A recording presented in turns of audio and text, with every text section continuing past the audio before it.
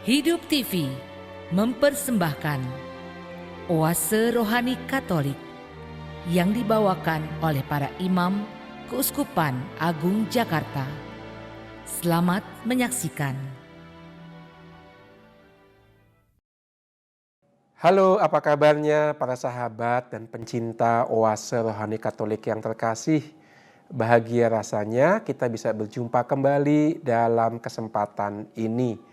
Semoga berkat rahmat Allah, Bapak Ibu, saudara-saudari, dan semua sahabat Oase Rohani Katolik yang terkasih dalam keadaan sehat dan tidak kekurangan satu apapun. Bagi yang sakit, semoga dilimpahi kekuatan jiwa raganya, ya kan? Dan juga ada penghiburan ya di sana. Maka saya, Romo Karolus Putranto Trihidayat, Romo Diosesan Keuskupan Agung Jakarta, akan bersama dengan para sahabat Oase Rohani Katolik selama kurang lebih 1 jam ke depan mendengarkan dan merenungkan firman Allah untuk hari ini. Baik, marilah kita awali perjumpaan kita dengan mohon berkat dari Allah, menyiapkan hati dan budi kita menyambut firman-Nya. Dalam nama Bapa dan Putra dan Roh Kudus. Amin. Allah Bapa, Allah Putra, Allah Roh Kudus, dimuliakanlah Engkau oleh segenap ciptaan-Mu, terutama karena Engkau menanamkan benih kasih ke dalam hati kami, agar kami mampu mengasihi Engkau dan sesama dan semesta, dan pertama-tama juga agar kami terbuka untuk Kau kasihi oleh kekuatan-Mu sendiri. Maka ya Tuhan, bukalah hati dan budi kami, siapkanlah kami untuk mendengarkan firman-Mu, agar kami diubah oleh kekuatan firman-Mu yang menciptakan dan memelihara semesta. Demi Kristus Tuhan dan pengantara kami, kini dan sepanjang segala masa. Amin. Para sahabat Oase Rohani Katolik yang terkasih, bacaan pertama hari ini diambil dari surat Rasul Paulus kepada umat di Filipi, bab 1 ayat 1 sampai 11. Surat Rasul Paulus kepada umat di Filipi, bab 1 ayat 1 sampai 11. Dari Paulus dan Timotius, hamba-hamba Yesus Kristus, kepada semua orang kudus dalam Kristus Yesus di Filipi, beserta pada penilik jemaat dan diakon. Kasih karunia dan damai sejahtera dari Allah, Bapa kita, dan dari Tuhan Yesus Kristus menyertai kalian. Aku mengucap syukur kepada Allahku setiap kali aku mengingat kalian. Dan setiap kali aku berdoa untuk kalian semua, aku selalu berdoa dengan sukacita. Aku mengucap syukur kepada Allahku karena persekutuan kalian dalam berita Injil dari hari pertama hingga sekarang ini. Akan hal ini aku yakin sepenuhnya bahwa Dia yang telah memulai karya baik di antaramu akan melanjutkannya sampai pada hari Kristus Yesus.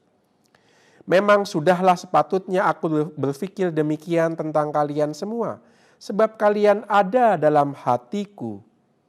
Kalian semua turut mendapat bagian dalam kasih karunia yang diberikan kepadaku, baik pada waktu aku dipenjarakan maupun pada waktu aku membela dan meneguhkan berita Injil. Sebab Allah lah saksiku, betapa dengan kasih mesra Kristus Yesus aku merindukan kalian. Dan inilah doaku. Semoga kasih-Mu semakin melimpah dalam pengetahuan yang benar dan dalam segala pengertian. Dengan demikian kalian dapat memilih yang baik, agar kalian suci dan tak bercacat menjelang hari Kristus. Semoga kalian dipenuhi dengan buah kebenaran oleh Yesus Kristus untuk memuliakan dan memuji Allah. Demikianlah sabda Tuhan. Syukur kepada Allah. Mazmur tanggapan dari Mazmur 111 ayat 1 sampai 2, dilanjutkan ayat 3 sampai 4 dan dilanjutkan ayat 5 sampai 6. dengan referen besarlah perbuatan-perbuatan Tuhan, besarlah perbuatan-perbuatan Tuhan. Aku bersyukur kepada Tuhan dengan segenap hati dalam lingkungan orang-orang benar dan di tengah-tengah jemaat. Besarlah perbuatan-perbuatan Tuhan, layak diselidiki oleh semua orang yang menyukainya. Besarlah perbuatan-perbuatan Tuhan, agung dan semaraklah pekerjaannya, keadilannya tetap untuk selama-lamanya. Perbuatan-perbuatannya yang ajaib dijadikan peringatan. Tuhan itu pengasih dan penyayang. Besarlah perbuatan-perbuatan Tuhan.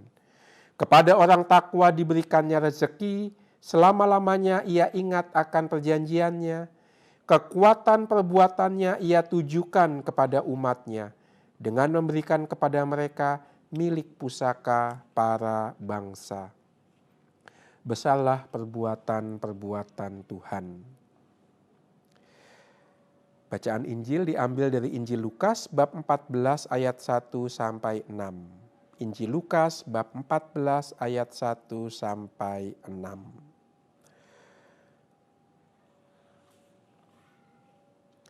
Alleluia,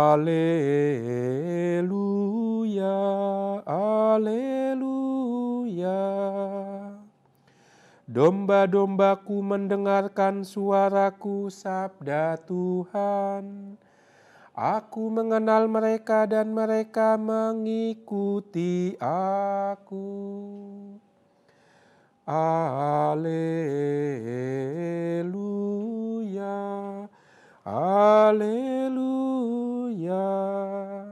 Tuhan sertamu dan sertamu juga. Inilah Injil Yesus Kristus menurut Lukas. Dimuliakanlah Tuhan. Pada suatu hari Sabat, Yesus datang ke rumah salah seorang pemimpin orang-orang Farisi untuk makan di situ. Semua orang yang hadir mengamat-amati dia dengan seksama. Tiba-tiba datanglah seorang yang sakit busung air di hadapannya. Lalu Yesus berkata kepada para ahli Taurat dan orang-orang Farisi, "Bolehkah menyembuhkan orang pada hari Sabat atau tidak?" Tetapi mereka semua diam saja. Lalu Yesus memegang tangan si sakit itu dan menyembuhkannya dan menyuruhnya pergi. Kemudian ia berkata kepada mereka, "Siapakah di antara kalian yang anak atau lembunya terperosok ke dalam sebuah sumur, tidak segera menariknya keluar meski pada hari Sabat?" Mereka tidak sanggup membantahnya.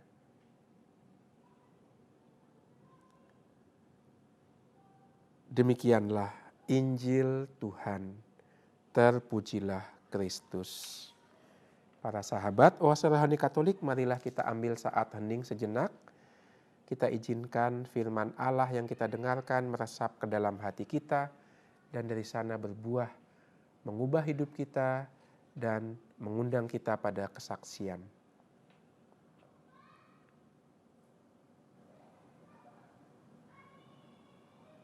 Tuhan, ubahlah hidup kami dengan sabda yang baru saja kami dengarkan, agar kami hidup dalam sukacita dan kasih karunia-Mu. Demi Kristus Tuhan, pengantara kami. Amin. Para sahabat Oase Rohani Katolik yang dikasihi Tuhan, marilah kita sekarang mengupas bacaan demi bacaan pada hari ini. Kita mulai dari bacaan pertama, surat Rasul Paulus kepada umat di Filipi. Ini surat yang asli dari tangan Rasul Paulus. Jadi ada memang surat-surat yang ditulis oleh Rasul Paulus sendiri, tapi juga ada surat-surat yang ditulis bukan oleh Rasul Paulus sendiri, tapi mungkin oleh pengikut atau para muridnya. Dan kedua tipe surat itu ada dalam Perjanjian Baru. Nah, ini salah satu yang ditulis oleh Rasul Paulus sendiri, surat kepada umat di Filipi. Apa kekhasan gereja di Filipi? Gereja di Filipi ini rupanya menjadi komunitas kesayangan Paulus ya. Walaupun dia hanya menulis satu surat kepada umat di Filipi ya, tapi surat ini isinya itu penuh dengan kelembutan, kemesraan ya, seorang guru kepada muridnya, seorang pendiri komunitas kepada pengikutnya ya. Maka kuantitas jumlah surat itu tidak otomatis menentukan relasi intimitas penulis surat kepada si penerima surat. Surat yang paling banyak ditulis oleh Rasul Paulus adalah surat kepada umat di Korintus. Itu ada 2. Bahkan katanya itu sebenarnya ada 3 atau 4 ya. Tapi sayang yang ketiga dan keempat itu hilang ya. Maka kepada umat di Korintus itu Rasul Paulus menulis 2 surat, tapi isinya itu perdebatan. Isinya itu pembelaan Paulus di hadapan umat di Korintus yang memandang remeh Paulus karena dianggap cari uang ya. Dianggap tidak sehebat dalam berkata-kata seperti Apolos ya kan, atau juga dikatakan takut kalau ketemu langsung kepada umat di Korintus, beraninya lewat surat. Jadi nadanya itu negatif kepada umat di Korintus ya. Kepada umat di Galatia lebih parah lagi karena itu dianggap sebagai surat angkara murka ya. Kalau Bapak Ibu membaca surat Paulus kepada umat di Galatia itu tidak dibuka dengan sapaan lembut seperti ini ya kan, tapi langsung ya. Kalian itu mudah berpaling dari Injil yang kuwartakan. Langsung murka itu Paulus ya. Tapi kepada umat di Filipi itu ada kelemah lembutan. Maka kita ketika membaca surat-surat Rasul Paulus, kita bisa membayangkan satu rasul, satu pelayan jemaat yang manusiawi ya, sangat manusiawi. Maka jangan membayangkan Paulus itu sempurna, semuanya serba baik. Enggak. Paulus itu kalau kita baca dari surat-suratnya itu dia itu sifatnya itu sangat antusias. Dia itu berkobar-kobar ketika penuh kasih kepada umat di Filipi, berkobar-kobar ketika marah kepada umat di Galatia, sedih, prihatin dan juga ada nada merasa bersalah kepada umat di Korintus. Jadi itulah Paulus, sangat manusiawi. Nah, kepada umat di Filipi nadanya sangat lembut. Kita lihat ya kan, mari kita lihat. Dari Paulus dan Timotius, hamba-hamba Kristus Yesus.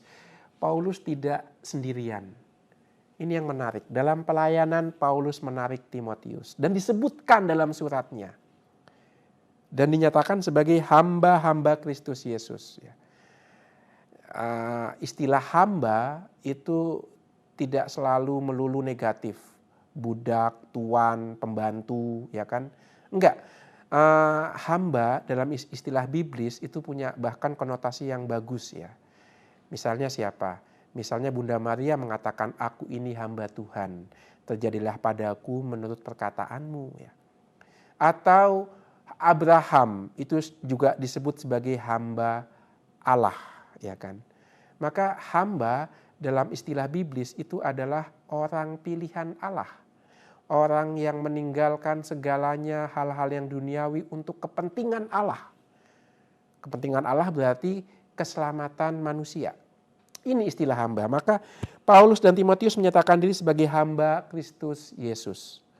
Artinya mereka menempatkan diri sama seperti tokoh-tokoh penting dalam kitab suci ya. Aku berbuat ini bukan untuk kepentinganku, tapi untuk kepentingan Allah dan jemaat. Nah itu yang terekam dari kata hamba. Dan ini bukan sekedar lip service, ini bukan sekedar kata-kata yang kosong. Tidak, sungguh Paulus itu menjadi hamba. Artinya dia tidak mengendalikan hidup dari keinginannya sendiri. Buktinya apa? Buktinya dia memberi tempat kepada Timotius. Dia tidak merasa tersaingi oleh Timotius. Bahkan Timotius disiapkan untuk menjadi penggantinya. Pada saatnya nanti Timotius akan memilih dan memberkati para penatua. Supaya jemaat yang didirikan oleh Paulus tidak kehilangan tokoh rujukan. Paulus bekerja sama dengan orang lain. Artinya dia tidak mementingkan egonya. Nah, ini wujud bahwa dia itu hamba Allah. Hamba Kristus Yesus. Tidak single fighter. Mau berbagi. Ini ciri hamba Allah tuh mau berbagi. Berbagi beban, berbagi pekerjaan. Juga dengan Timotius ya. Kerap kali dalam kehidupan pelayanan kita mau mengumpulkan semuanya untuk diri kita. Praktis Romo lebih mudah dikendalikan kalau semuanya ada di tangan satu tangan Romo. Oke, tapi itu bukan cara hamba Allah itu. Saya ingat tulisan Paus Fransiskus kepada kaum muda, Christus Vivit, itu seruan apostolik ya. Bapak Paus mengatakan, dia mengambil satu perumpamaan dari peribahasa Afrika. Di situ Bapak Paus mengatakan, kalau mau berjalan cepat, jalanlah sendiri. Tapi kalau mau berjalan jauh, jalanlah bersama-sama. Nah itu dia. Paulus nggak mau jalan cepat ya. Dia mau jalan jauh. Maka dia mengambil Timotius. Yang dia angkat juga sama-sama hamba ya. Lihat di sini Paulus menarik sekali. Paulus tidak mengatakan, aku Paulus, penggede atau guru atau majikan atau atasan Timotius. Tidak. Tapi dia meletakkan sejajar dengan Timotius. Kami ini sama-sama hamba Kristus Yesus. Itu menarik. Kerap kali kita juga mengajak orang kerjasama, tapi sebenarnya bukan kerjasama, tapi sama-sama kerja. Itu beda itu. Sama-sama kerja dengan kerjasama beda. Sama-sama kerja itu ya kelihatannya sama-sama, tapi nggak ada persekutuan di antara yang sama-sama kerja itu, ya kan?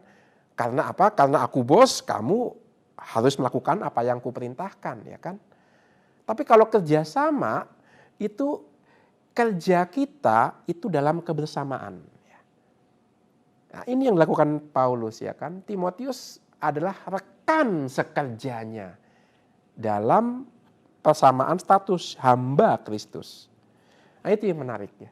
Nah, itu dari sapaan Paulus. Lalu tujuannya adalah kepada semua orang kudus dalam Kristus Yesus di Filipi. Kepada semua orang kudus dalam Kristus Yesus di Filipi. Itu menarik. Karena apa? Karena jemaat di Filipi disebut orang kudus. Maka orang kudus dalam arti ini, ingat istilah orang kudus dalam arti kuno, itu bukan orang kudus yang dikanonisasi di Vatikan.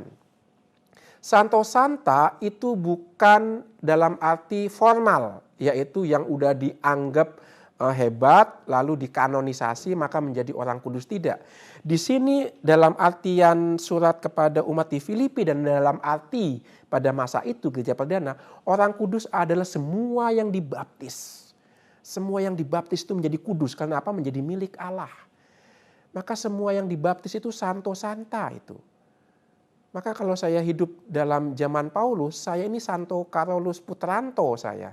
Karena saya orang kudus. Bukan karena kehebatan saya, tapi karena kenyataan bahwa saya dibaptis. Kenyataan bahwa saya menjadi milik Kristus. Maka itulah yang menjadi cikal bakal kekudusan saya. Itu mengapa kemudian orang di Filipi, jemaat di Filipi itu disebut orang kudus. Kepada semua orang kudus dalam Kristus Yesus. Artinya semua jemaat di Filipi. Yaitu orang yang dibaptis. Mereka menjadi milik Allah. Maka mereka menjadi kudus. Maka dalam pelayanan pastoral kita, juga dalam pelayanan kita di keluarga, yang kita layani, yang kita sapa itu adalah milik Allah loh. Jangan main-main itu berharga itu. Maka jangan jadikan, pelayanan kita itu sebagai mata pencarian. Sumber keuntungan ya. Ya itu kita memanfaatkan orang kudus itu, hati-hati itu. Tidak, pelayanan kita adalah membuat orang kudus itu sungguh-sungguh hidup sebagai milik Allah. Sebagai hamba Kristus seperti Paulus dan Timotius itu. Maka jangan mencemarkan orang kudus yang sudah menjadi milik Allah itu. Nah, itu. Umat Allah adalah orang kudus. Keluarga kita adalah orang kudus. Jemaat di lingkungan adalah orang-orang kudus. Paroki, jemaat di paroki adalah orang-orang kudus. Maka kalau ada pelayanan di sana, kita itu adalah pelayan. Kita bukan bos. Misalnya kita menjadi ketua lingkungan, kita bukan bos dari umat lingkungan. Misalnya saya jadi ketua seksi kepemudaan, saya bukan bos atas anak-anak muda di bawah seksi saya. Saya menjadi wakil dewan paroki, saya bukan bos atas anggota DEPA, DPH maupun juga dewan pleno dan juga umat di paroki. No, di dalam gereja tidak ada jabatan. Dalam gereja ada pelayanan. Karena yang kita layani itu adalah milik Allah. Ingat, milik Allah, bukan bawahan kita. Bukan mereka yang bisa kita suruh-suruh seenaknya.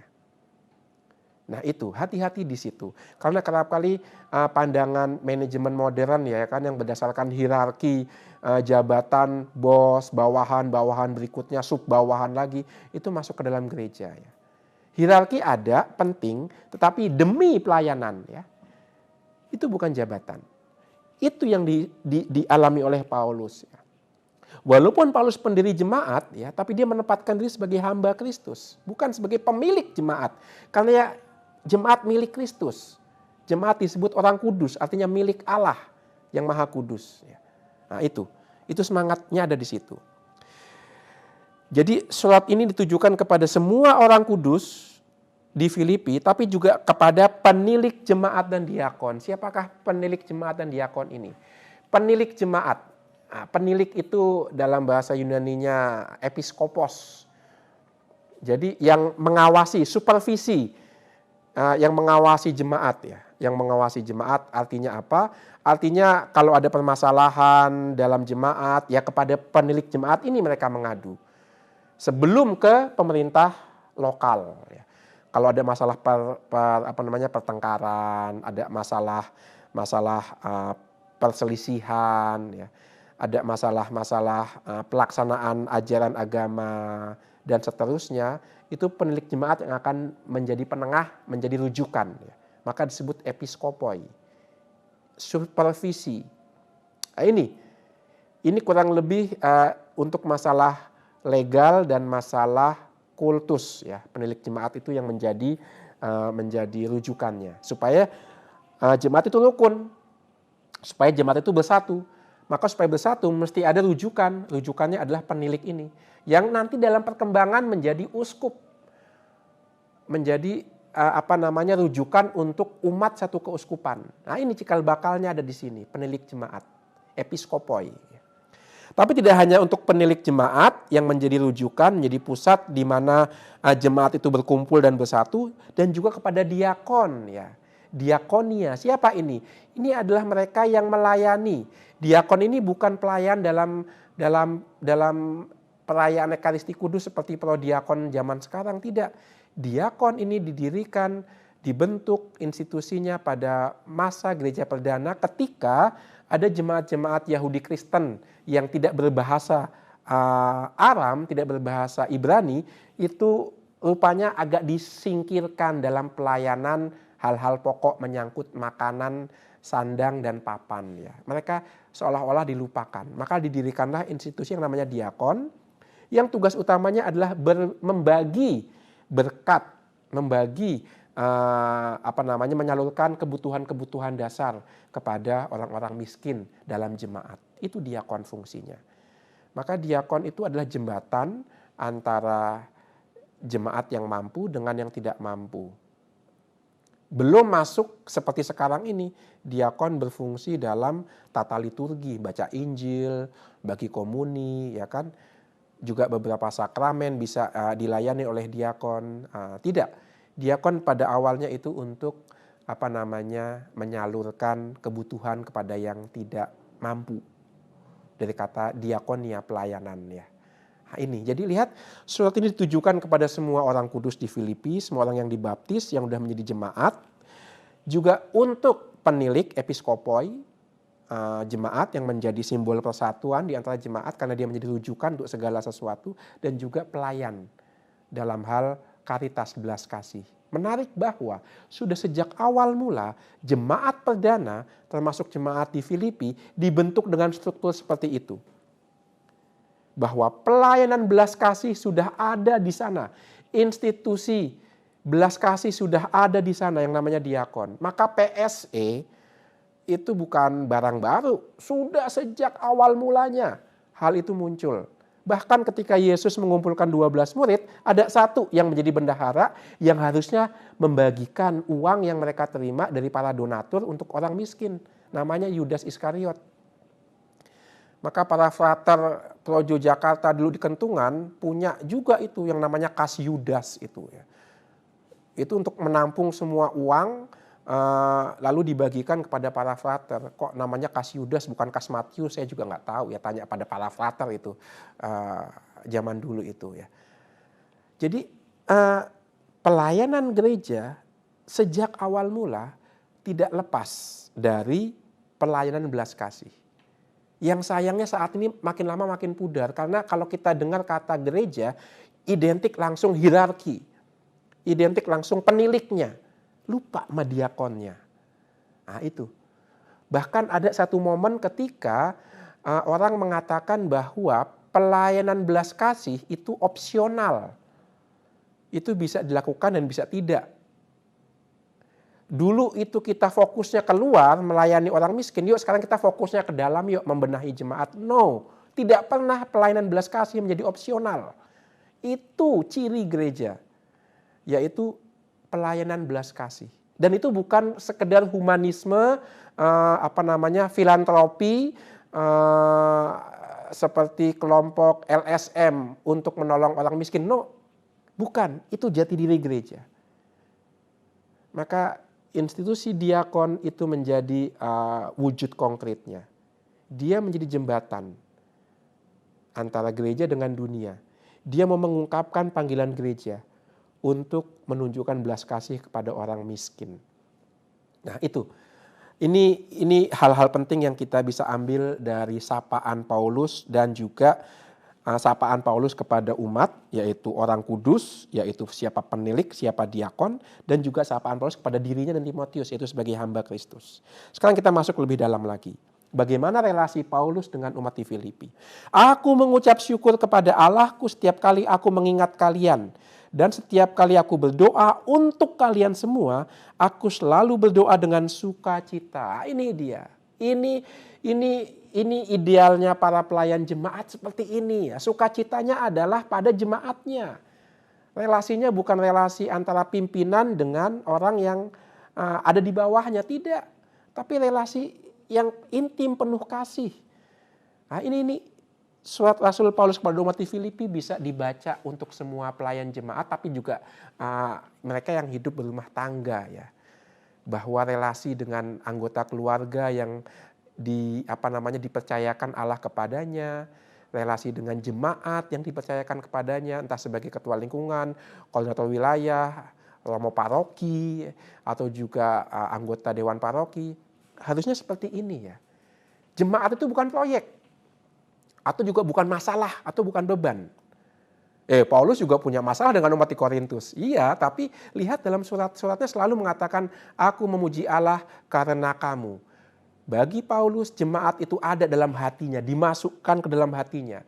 Dan ketika masuk dalam hati, itu ada resiko. Resikonya apa? Resikonya bisa menjadi sumber sukacita. Itu bukan resiko sih, itu buahnya ya. Tapi resiko bisa melukai juga ya. Paulus itu dilukai oleh umat di Korintus, umat di Galatia, dilukai. Tapi itu resiko. Tapi itu satu-satunya jalan untuk menjalankan pelayanan bagi jemaat dan bagi Allah. Memasukkan yang kita layani ke dalam hati. Sehingga bisa menimbulkan sukacita, tapi juga bisa menimbulkan duka cita. Ini yang namanya resiko mencinta. Ini yang namanya resiko melayani. Baik para saudara dan sahabat Oase Rohani Katolik, kita tuntaskan untuk sementara ini sesi pertama dalam perjumpaan kita. Nanti kita akan lanjutkan mengupas bacaan pertama lalu bacaan Injil di sesi berikutnya. Mari kita break sejenak. Hidup TV mempersembahkan Oase Rohani Katolik yang dibawakan oleh para imam Keuskupan Agung Jakarta. Selamat menyaksikan. Salam jumpa kembali para sahabat Oase Rohani Katolik yang terkasih di sesi yang kedua ini. Kita lanjutkan apa yang sudah kita mulai di sesi pertama. Di sesi pertama kita sudah melihat siapakah Paulus dan Timotius, atau bagaimana Paulus memandang dirinya sebagai pendiri komunitas di Filipi. Ya. Dia tidak memandang diri sebagai pemilik, penguasa, tapi sebagai hamba Kristus. Ya. Ini menarik. sudah kita bahas ya dari sesi pertama. Lalu yang kedua, bagaimana Paulus sebagai pendiri komunitas memandang jemaat yang dia layani. Mereka Paulus memandang jemaat sebagai orang kudus. Artinya apa? Milik Tuhan, bukan milik dia. Walaupun dia mendirikan jemaat, walaupun dia mewartakan Injil sehingga diterima dan mendorong orang-orang Filipi untuk dibaptis, tapi Paulus tidak sombong. Paulus tidak merasa mereka menjadi pengikutnya, menjadi miliknya, tidak. Tapi memandang mereka sebagai orang kudus, artinya milik Allah. Dan di antara mereka juga diangkat tuh penilik jemaat, episkopoi, dan juga diakon. Artinya Paulus mau bekerja sama. Paulus tidak mau dikultuskan, artinya disanjung-sanjung, diangkat-angkat sehingga semua orang itu hanya tertuju pada dia. Enggak. Ciri khas hamba Allah adalah dia mau berbagi pekerjaan. Dia mau berbagi tugas. Dan dia mau berbagi rahmat. Dia tidak mau menonjol sendiri. Maka Paulus menjadikan Timotius sebagai rekan sekerjanya, sama-sama hamba Kristus. Maka Paulus juga mengangkat penilik dan diakon di antara jemaat supaya mereka akhirnya nanti bisa mandiri. Ya. Ini ciri hamba Allah. Nah, itu dari bacaan pertama yang sudah kita bahas di sesi yang pertama. Tapi kita juga sudah membahas bagaimana Paulus itu memasukkan jemaat yang dia layani ke dalam hatinya.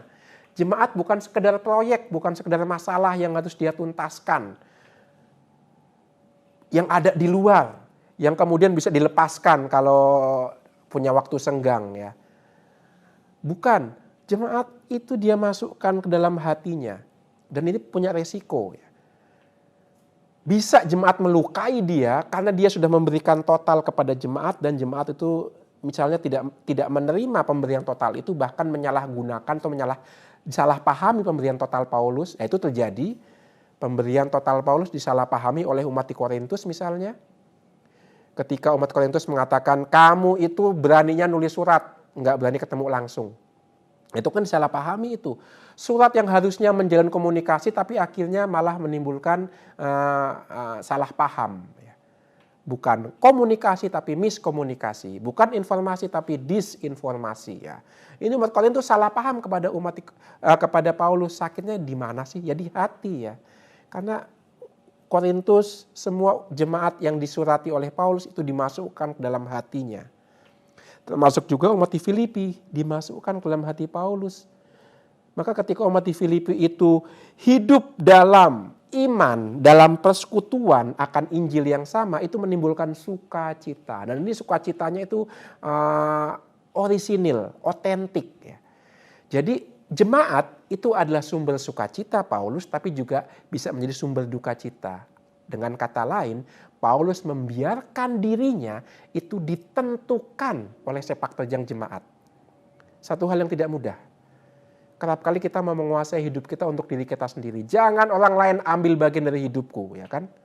Bahkan ketika orang hidup berkeluarga, kerap kali kita dalam arti tertentu tidak mau ditentukan atau dipengaruhi oleh anggota keluarga yang lain, ya kan? Karena kita mau mengambil hidup kita bagi diriku sendiri. Itu yang diperingatkan oleh Paus Fransiskus dalam ensiklik terbarunya ya. Bahwa manusia sejak lahir itu punya panggilan hidup berkomunitas. Ada yang namanya innate, artinya dibawa sejak kita dilahirkan untuk hidup berkomunitas, hidup berkeluarga, hidup dalam persaudaraan. Tetapi panggilan itu bisa dibungkam oleh macam-macam hal. Ya. Oleh egoisme, oleh ketakutan, ya kan? Oleh pendewaan akan materi, kesuksesan, popularitas. Panggilan untuk bersaudara itu bisa dibungkam. Media komunikasi juga. Media komunikasi itu mendekatkan orang, tapi tidak membuat orang itu bersaudara. Itu beda. Belum tentu semua yang serba dekat itu menciptakan persaudaraan. Atau pakai istilahnya Bapak Paus, membuat orang itu, media komunikasi sosial bisa membuat orang itu menjadi tetangga, walaupun jaraknya itu Jakarta-Paris ya. Tapi karena media sosial bisa menjadi tetangga, tapi tidak otomatis membuat mereka bersaudara. Dengan kata lain, media sosial tidak bisa menggantikan perjumpaan langsung. Nah ini, Sementara Paulus itu membiarkan dirinya menjadi saudara.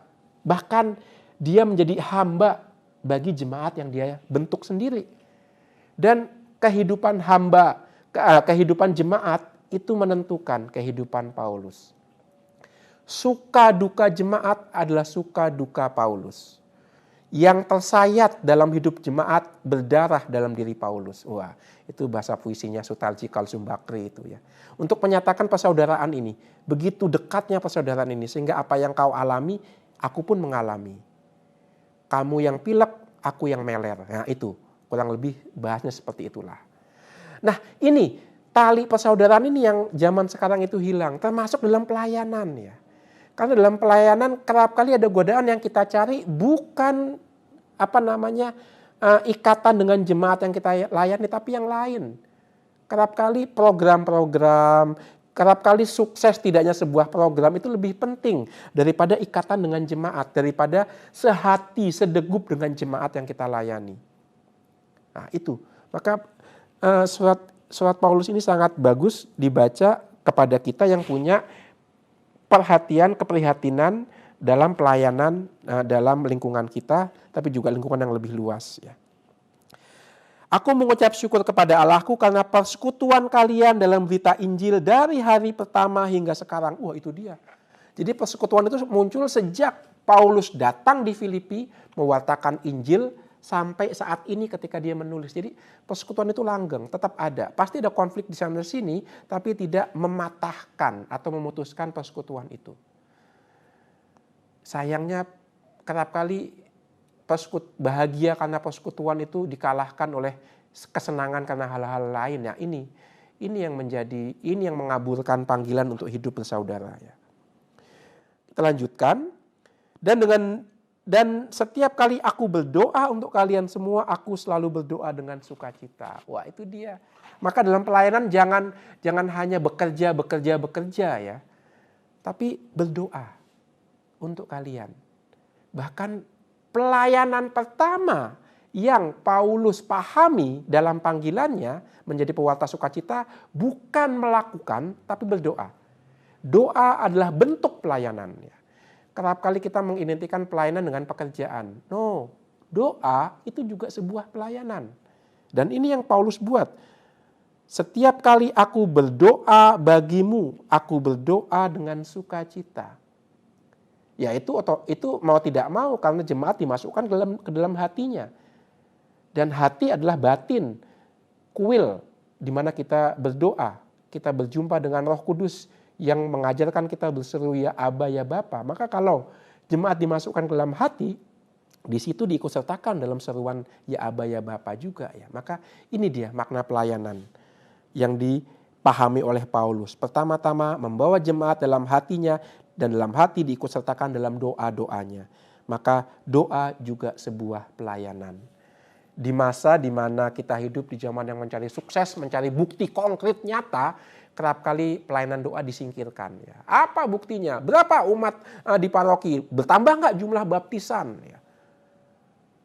Ingat, komunitas jemaat bukan perusahaan yang akuntabilitasnya itu bisa diukur secara statistik. Ya.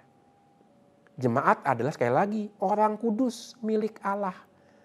Walaupun secara statistik itu bisa diukur ya karena gereja juga sebuah komunitas manusiawi, masyarakat yang juga punya struktur manusia, tapi pertama-tama intinya bukan di situ. Intinya adalah ini milik Allah. Maka berhasil tidaknya bukan ditentukan oleh statistik. Berhasil tidaknya itu nampak dalam seperti yang Paulus katakan, hidup persekutuan. Gereja adalah sakramen persekutuan. Ya. Maka kalau dalam gereja itu persekutuannya itu kuat, ya kan, walaupun ada konflik tapi tidak melunturkan persekutuan itu, ya, itu tanda keberhasilan. Ya. Maka ini bisa menjadi hiburan untuk banyak paroki yang belum punya gedung gereja. Maka ketika sulit membangun gedung gereja, fokuslah pada gedung jemaat, yaitu persekutuan di antara jemaat. Bangun itu, karena itu inti gereja. Paroki itu dari kata parokia, artinya tenda yang dipasang untuk dicopot lagi. Maka paroki itu semangatnya bukan satu bangunan tetap, tapi berziarah. Karena kata paroki itu tenda yang dipindah-pindah. Nah itu dia, maka di sini Paulus mengingatkan bahwa doa itu adalah sebentuk pelayanan juga. Dan ada banyak hal lain yang bisa kita gali, tapi karena waktu yang terbatas saya cukupkan dulu. Maka saya akhiri kupasan bacaan pertama dengan kata-kata Paulus ini. Allah lah saksiku, betapa dengan kasih mesra Kristus Yesus aku merindukan kalian. Dan inilah doaku, semoga kasihmu semakin melimpah dalam pengetahuan yang benar dan dalam segala macam pengertian. Paulus tidak mau menunjukkan kehebatannya, bukti pelayanannya dengan keberhasilan yang bisa dilihat mata. Ini loh saksiku, aku membangun monumen ini. Lihat, aku ada patung diriku di depan gereja jemaat Filipi. Bukan itu. Aku bisa membangun fasilitas untuk jemaat di paroki, bukan. Allah menjadi saksi. Nah itu. Maka biarlah Allah yang bersaksi atas pelayanan kita, bukan dengan hasil-hasil yang kelihatan. Itu boleh menjadi sukacita, tapi jangan berhenti di situ. Dan kemudian Paulus berdoa, semoga kalian berlimpah dalam kasih akan pengetahuan dan pengertian yang benar. Nah itu doanya. Karena dalam surat kepada Timotius dikatakan, apakah itu kehidupan kekal ketika orang mengenal kebenaran dan Yesus sebagai satu-satunya pengantara. Nah itu tujuan pelayanan. Semakin banyak orang dekat dengan Allah, bukan dengan diriku sendiri. Ada godaan kita itu dihormati, disanjung-sanjung karena berhasil dan seterusnya. Nama kita tertera di monumen, di prasasti. Enggak, Paulus memberikan kita teladan. Pelayanannya adalah jembatan membawa orang semakin dekat dengan Yesus dan Allah Bapa dalam kuasa Roh Kudus, bukan dengan dirinya. Itu artinya semakin berlimpah dalam kasih, dalam pengertian dan pengetahuan yang benar. Oke, kita sudahi kupasan kita akan bacaan pertama dari surat kepada umat di Filipi. Kita masuk kepada bacaan Injil Lukas tentang perdebatan Yesus dengan orang Farisi dan ahli Taurat dalam menyembuhkan orang di hari Sabat. Nah, ini klasik. Ada bahaya ketika mendengarkan perikop ini, udah tahu. Benarkah kita udah tahu? Kita tahu dalam bahasa Indonesia loh. Aslinya kitab ini ditulis dalam bahasa Yunani. Maka ada banyak hal yang tidak kita ketahui. Karena saya yakin banyak di antara kita nggak tahu bahasa Yunani. Koine yang menjadi bahasa Injil Lukas. Saya juga nggak tahu bahasa Yunani. Maka mari kita singkirkan prasangka saya sudah tahu. Kita tidak tahu. Kita banyak nggak tahu. Yang kita ketahui itu hanya setetes air. Yang tidak kita ketahui itu seluas samudra. Itulah sikap setiap kali kita membaca Injil atau membaca kitab suci. Kita lebih banyak tidak tahunya daripada tahunya. Karena kitab suci ditulis oleh masyarakat dari budaya yang sangat berbeda, di tempat yang sangat jauh, dalam waktu kurang lebih 2000 tahun yang lalu, atau perjanjian lama bisa lebih dari 4000 tahun yang lalu. Maka kita lebih banyak tidak tahunya daripada tahunya. Kita sering mendengar perikop ini, tapi mari sekarang kita mengambil sikap sebagai orang yang tidak tahu. Maka kita mulai dengan pada awalnya. Awal perikop, pada suatu hari Sabat. Apa itu hari Sabat? Hari Sabat adalah hari istirahatnya orang Yahudi. Di mana kita tahu keterangan tentang hari Sabat dalam kitab suci? Keterangan pertama hari Sabat kita ketahui pada kitab Kejadian, yaitu kisah penciptaan. Pada hari ketujuh Allah beristirahat dari segala yang Dia kerjakan. Nah, itu dia. Maka kisah penciptaan ditulis oleh para imam sebenarnya yang begitu memperhatikan hari Sabat sebagai hari di mana orang Yahudi itu beribadat. Bukan di sinagoga, bukan di bait Allah, tapi di rumah. Itu hebatnya orang Yahudi. Hari Sabat mereka diam di rumah dan mengadakan upacara Sabat di rumah. Makan bersama keluarga. Nah, itu perayaan Sabat di rumah, di keluarga. Maka dari kata Sabat aja udah banyak yang ditarik tuh kan, ya kan? bahwa pertama, ibadah itu tidak terikat pada tempat, tapi pada komunitas. Di mana 1-2 orang berkumpul dalam namaku, di situ aku hadir, sabda Yesus. Maka kalau hari-hari ini kita hanya bisa beribadat secara online, itu tetap sah, itu tetap ibadat. Ya. Karena ibadat tidak pada tempat, tapi pada siapa dengan siapa aku berkumpul. Ya. Kalau aku berkumpul dengan saudara-saudaraku yang punya iman yang sama, itu sebuah ibadah. Karena 1-2 orang berkumpul dalam nama Yesus, di situ Yesus hadir. Itu dia, maka ibadah yang sah tidak identik dengan datangnya ke gedung fisik gereja, tapi komunitas yang menentukan. Itu yang dibuat oleh orang Yahudi ketika hari Sabat. Mereka berkumpul sebagai keluarga di rumah merayakan perjamuan Sabat. Ya. Yesus datang ke rumah salah seorang pemimpin orang Farisi untuk makan di situ. Lihat, ini yang dibuat, makan. Itulah perayaan Sabat, makan bersama di sebuah rumah. Ya kan, di sini Yesus dengan orang Farisi dan ahli Taurat ikut berkumpul di seputar makan. Itulah perayaan Sabat. Yang menarik adalah yang tidak mereka duga. Di hari Sabat bisa nggak menyembuhkan orang sakit? Itu pertanyaan Yesus. Karena apa? Karena tiba-tiba ketika mereka makan, berdiri orang yang sakit busung air. Ini orang mestinya dihukum mati. Kenapa dia nggak tinggal di rumahnya bersama keluarganya merayakan Sabat? Kenapa dia itu jalan dari rumahnya ke hadapan Yesus? Ingat, di hari Sabat ada aturan. Berapa meter orang mesti jalan dari rumah? Ini orang pasti udah jalan jauh dari rumahnya. Karena orang Farisi ahli Taurat itu tinggal di lingkungan klaster elit itu. Orang-orang kaya itu. Sementara yang sakit busung air, ya penyakit aja nggak elit, busung air, itu dari yang di luar kalangan elit. Dia datang ke Yesus. Itu pasti jaraknya jauh. Dan jalan sudah sangat lelah. Maka dia sudah melanggar Sabat sebenarnya. Maka orang busung air ini harusnya sudah dihukum mati. Karena berjalan jauh pada hari Sabat dan itu melanggar aturan hukum Sabat. Maka sudah sejak kedatangan orang sakit busung air itu, orang Farisi dan ahli Taurat mengamati apa yang akan dibuat Yesus. Apakah Yesus menghukum atau tidak? Apa yang dibuat Yesus? Menyembuhkan orang itu. Ya. Ini yang dibuat Yesus pada hari Sabat. Maka Yesus sebenarnya mengembalikan makna Sabat. Kalau dulu Allah menciptakan dan beristirahat pada hari Sabat, maka hari Sabat itu adalah puncak dari ciptaan.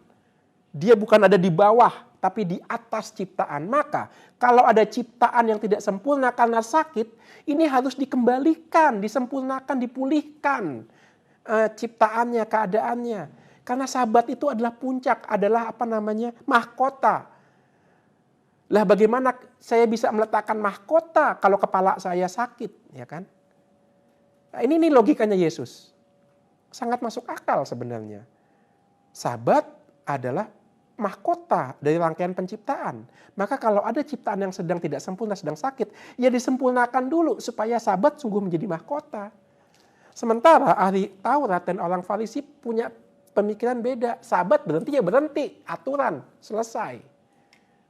Melupakan hubungan Sabat dengan kisah penciptaan, dengan kesempurnaan ciptaan. Yesus berpikir lain. Maka Bapak, Ibu, dan saudara-saudara yang terkasih, sayang waktu juga yang membatasi kita, tetapi mari kita ambil poin penting dari bacaan Injil hari ini, bahwa pelayanan kita, ibadah kita, itu tidak terikat pada tempat. Mari kita mulai beribadah dan melayani sejak di dalam keluarga. Karena di situ juga Yesus hadir. Ya kan?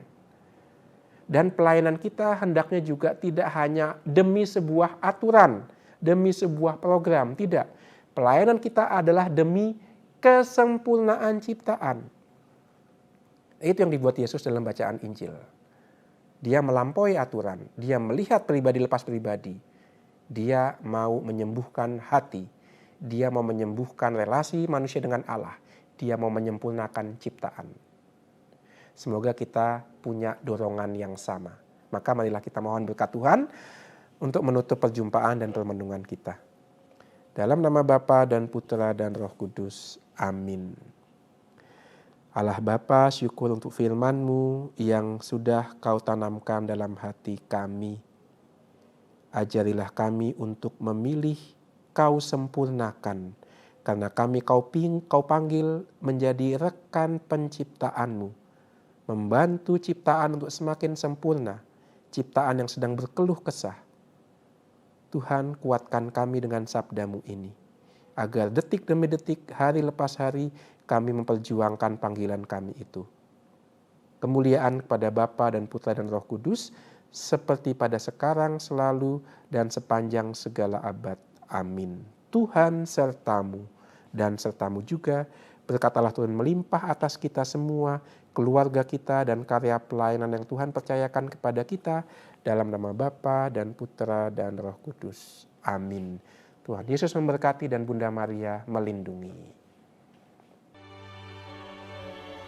Demikianlah Oase Rohani Katolik yang dibawakan oleh para imam Keuskupan Agung Jakarta. Tuhan memberkati.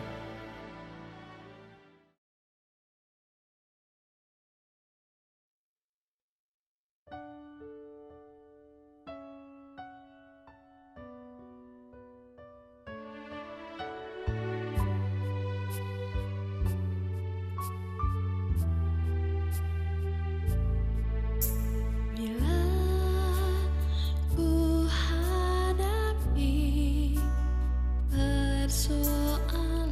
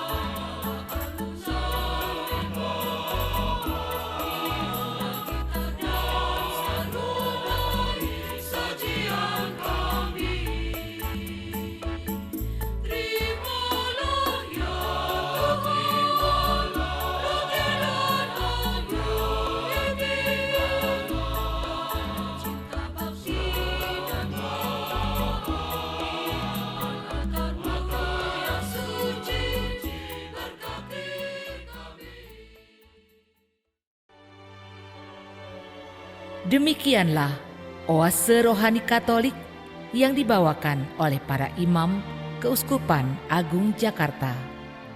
Tuhan memberkati.